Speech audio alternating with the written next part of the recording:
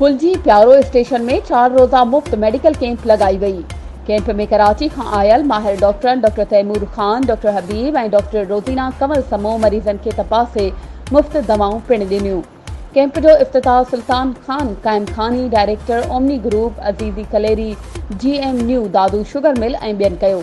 उन मौक़े ते अॻवाननि सहाफ़ियुनि सां ॻाल्हाईंदे चयो त बरसातुनि जी तबाहकारियुनि खां पोइ मलेरिया, गैस्ट्रो समेत केतिरियूं ई ख़तरनाक बीमारियूं पैदा थी वयूं आहिनि, जंहिं सबबि केतिरा ई मिस्कीन माण्हू इलाज न कराइण सबबि फोत थी विया आहिनि।